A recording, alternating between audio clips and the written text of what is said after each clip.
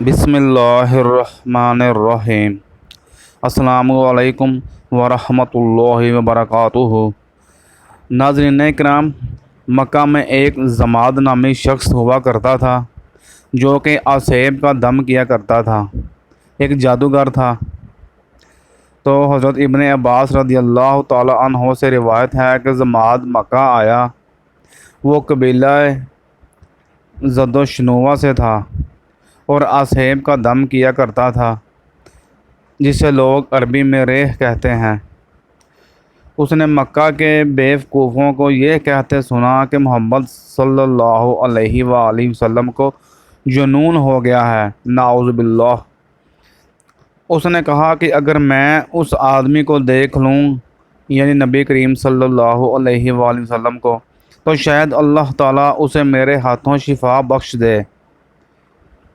وہ آپ سے ملا اور کہنے لگا، اے محمد صلی اللہ علیہ وآلہ وسلم، کہ میں اس نظر نہ آنے والی بیماری یعنی اسیب وغیرہ کو ذیل کرنے کے لیے دم کرتا ہوں، اور اللہ تعالیٰ جسے چاہتا ہے میرے ہاتھوں شفا بخشتا ہے۔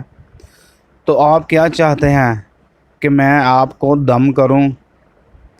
وہ تو دم کرنے آیا تھا نا، تو علاج کرنے آیا تھا، تو اس کو کیا پتہ تھا کہ اس کا ہی علاج ہو جانا ہے۔ تو مجھے بتائیے کہ آپ کے ساتھ کیا معاملہ ہے؟ تو نبی کریم صلی اللہ علیہ وآلہ وسلم نے یہ کلمات پڑھے جو کہ ہم ہر جمعہ کے خطبہ میں سنتے ہیں۔ بسم اللہ الرحمن الرحیم۔ ان الحمد للہ نحمدہ ونستعینہ من یہدہ اللہ فلا مضل لہ ومن یضلل اللہ فلا ہادی لہ واشہد ان لا الہ الا اللہ وحدہ لا شریک لہ وان محمدا عبدہ ورسولہ اما بعد، جس کا ترجمہ کچھ یوں ہے: یقیناً تمام حمد اللہ کے لیے ہے، ہم اسی کی حمد کرتے ہیں اور اسی سے مدد مانگتے ہیں۔ جس کو اللہ سیدھی راہ پر چلائے اسے کوئی گمراہ نہیں کر سکتا، اور جسے وہ گمراہ چھوڑ دے اسے کوئی راہ راست پر نہیں لا سکتا۔ اور میں گواہی دیتا ہوں کہ اللہ کے سوا کوئی سچا معبود نہیں، وہی اکیلا معبود ہے، اس کا کوئی شریک نہیں، اور بلا شبہ محمد صلی اللہ علیہ وآلہ وسلم اس کے بندے اور اس کے رسول ہیں۔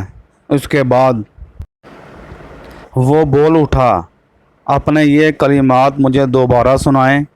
رسول اللہ صلی اللہ علیہ وآلہ وسلم نے 3 مرتبہ یہ کلمات اس کے سامنے دہرائے۔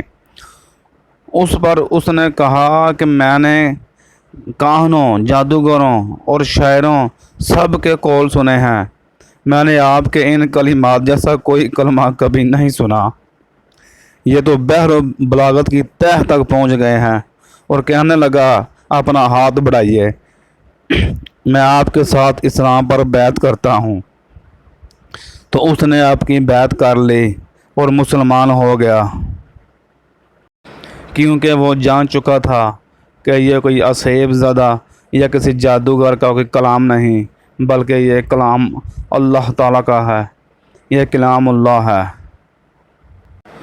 وہ جادوگر تو ایمان لا چکا تھا، مگر مکہ کے بہت سارے ابھی بھی بد نصیب مرنے تک ایمان نہ لائے اور کافر ہی مرے۔